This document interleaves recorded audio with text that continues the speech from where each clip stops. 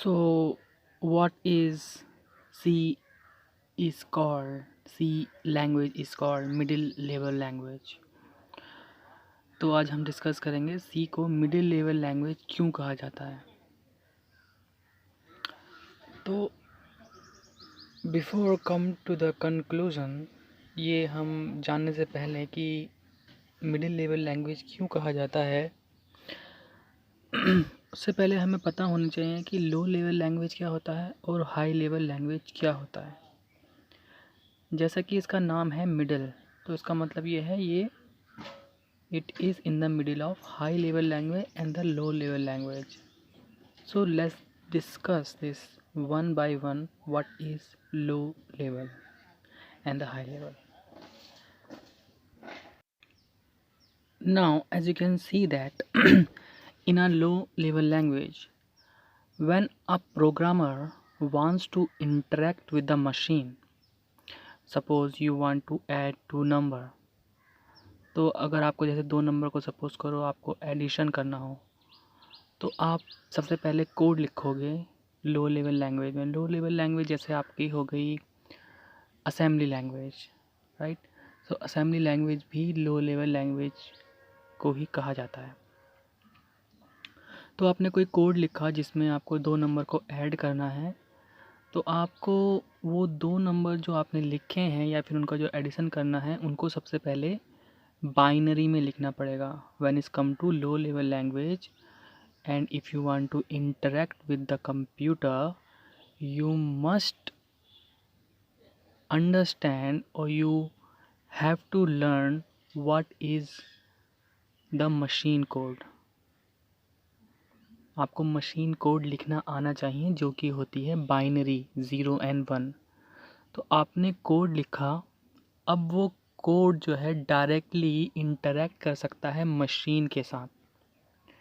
तो ये फ़ायदा है लो लेवल लैंग्वेज का कि आपका प्रोग्राम जो बनता है, क्योंकि आप डायरेक्ट इंटरेक्ट कर रहे हो मशीन से, तो आपका जो प्रोग्राम एग्जीक्यूशन होगा बहुत ज़्यादा फास्ट होगा। सपोज़ करो अगर मैं अभी हिंदी बोल रहा हूँ और आपके समझ में आ रही है, यानी कि हम दोनों के बीच में अभी कोई भी बीच में मीडिएटर नहीं है। सो आई कैन डायरेक्टली से or directly convey my message to you. There is no hindrance between you and me. So this is the benefit of low level language. But low level language में problem ये आ गया कि ये machine dependent होती हैं। Machine dependent कैसे हो गई? क्योंकि देखो सपोज़ करो एक एग्ज़ाम्पल लेते हैं, मैंने एक कोड लिखा एडिशन का। अब वो मैंने जिस कंप्यूटर में चलाया है उसका वहाँ तो चल जाएगा, कोई दिक्कत नहीं है। लेकिन अगर वही कोड सेम कोड मैं डिफरेंट मशीन में लेता हूँ, सपोज़ मशीन नंबर 2 और machine number 3, there are 3 different machines having different circuitry and the hardware configuration, यानी कि उनका हार्डवेयर कॉन्फ़िगरेशन अलग है और उनकी सर्किटरी भी अलग है। तो हम ये कहेंगे कि इनके अलग अलग मशीन हैं ये सारी। तो अगर एक प्रोग्राम एक मशीन में चलता है, अगर वही प्रोग्राम अगर आप दूसरे मशीन में जाके एग्जीक्यूट करोगे तो वो नहीं चल पाएगा।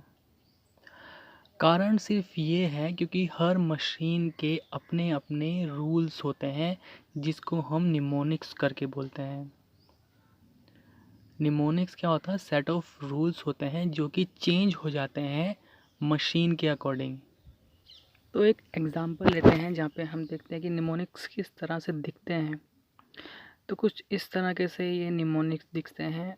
हर कंप्यूटर और मशीन के अलग अलग निमोनिक्स होते हैं। एक आध एग्जांपल लेते हैं असेंबली लैंग्वेज में। तो प्रोग्राम कुछ इस तरह से दिखता है अगर हम दो नंबर को ऐड करना चाहते हैं असेंबली लैंग्वेज में। तो हम ये कह सकते हैं असेंबली लैंग्वेज और low level language can directly interact with the machine but it is hardware dependent. Let's take an example of high level language now. तो जैसा अब आप देख पा रहे होंगे, एक प्रोग्राम है हाई लेवल लैंग्वेज में, वो डायरेक्टली कंप्यूटर से इंटरेक्ट नहीं करेगा, मींस डायरेक्टली हार्डवेयर से इंटरेक्ट नहीं कर सकता। जैसे जावा, सी प्लस प्लस और इवन की सी भी हम कभी कभी उसको हाई लेवल लैंग्वेज बोलते हैं, हम उसके बारे में बाद में डिस्कस करेंगे। लेकिन जितनी भी हाई लेवल लैंग्वेज है डायरेक्टली इंटरेक्ट नहीं करती हैं मशीन से। तो अभी यहाँ पे क्या आता है बीच में, यानी कि मशीन के और प्रोग्रामर के बीच में एक ट्रांसलेटर आ जाता है। क्योंकि आप जो प्रोग्राम लिख रहे हो जावा में या फिर डॉट नेट या फिर सी में, वो कुछ इंग्लिश प्रोग्राम की तरह दिखता है। जैसे कि आप देख रहे हैं एक प्रोग्राम है ए, कोई दो नंबर हम ऐड कर रहे हैं A10 B20 और उसको हम सी को प्रिंट करना चाहते हैं, विच इज़ ऑब्वियसली A+B। तो what happen, it doesn't seem like 0 and 1, ये 0 और 1 की तरह तो नहीं दिख रहा है। तो इसको हम इंटरेक्ट कैसे कराएंगे मशीन के साथ, हम अपनी इंस्ट्रक्शन मशीन को कैसे दे पाएंगे? तो इसका सॉल्यूशन ये है कि मशीन और प्रोग्रामर के बीच में एक कंपाइलर होता है या फिर ट्रांसलेटर जिसे बोल देते हैं। उसका काम ये होता है कि जो भी आपने प्रोग्राम लिखा, उसका उसका काम ये होगा कि वो उस प्रोग्राम को कन्वर्ट करेगा बाइनरी में। अब ये जो बाइनरी में जो कन्वर्ट हुआ है, उसके बाद ये बाइनरी कोड मशीन के पास जाएंगे एग्जीक्यूट होने के लिए। Then only you see the desire output. When you give something, some instruction to the computer, it will not directly go to the computer. First it will go to the compiler. Compiler is what? Compiler is a predefined function.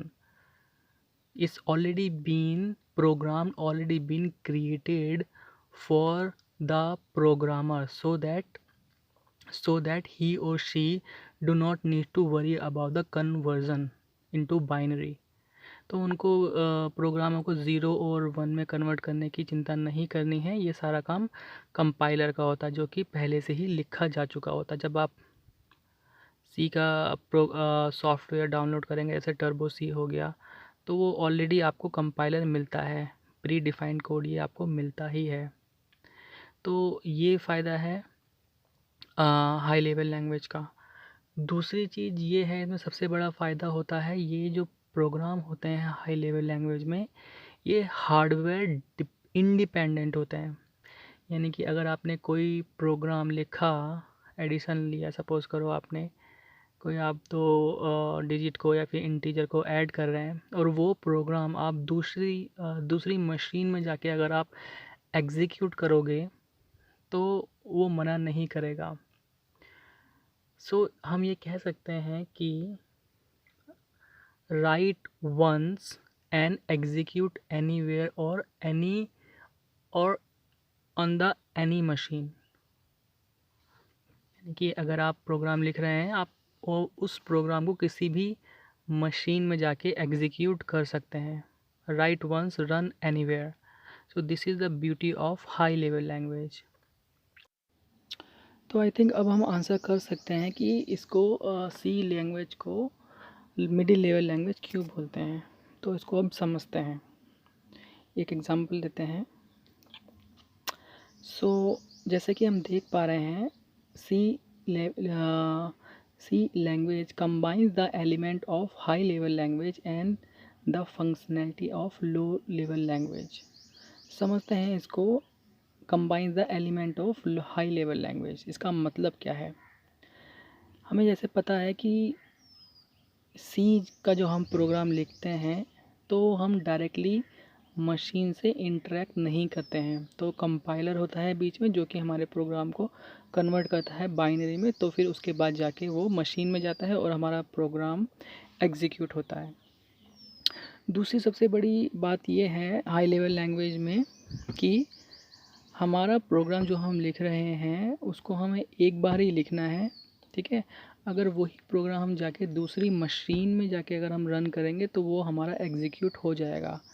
So this is the beauty of high level language, write once execute anywhere. अच्छा, अब दूसरी चीज़ ये है कि ये functionality भी use कर रही है लो लेवल लैंग्वेज की। कैसे?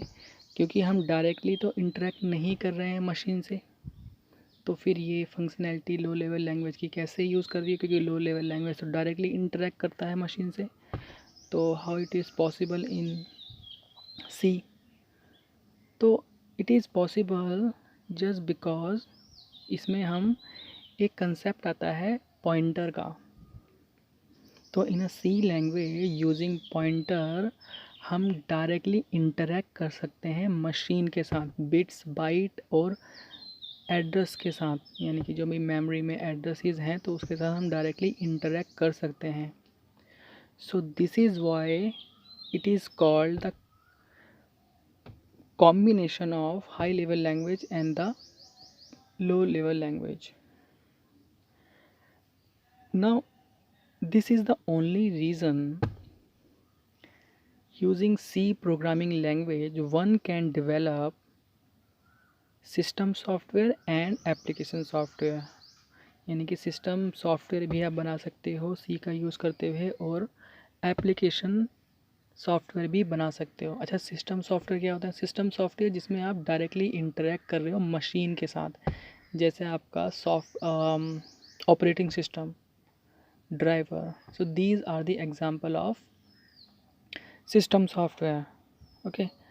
अच्छा, एप्लीकेशन सॉफ्टवेयर में आपके हो गए जिसमें आप डायरेक्टली इंटरेक्ट नहीं कर रहे हो, जैसे आपका MS office, games and etcetera and antivirus. So these are the software are called application software.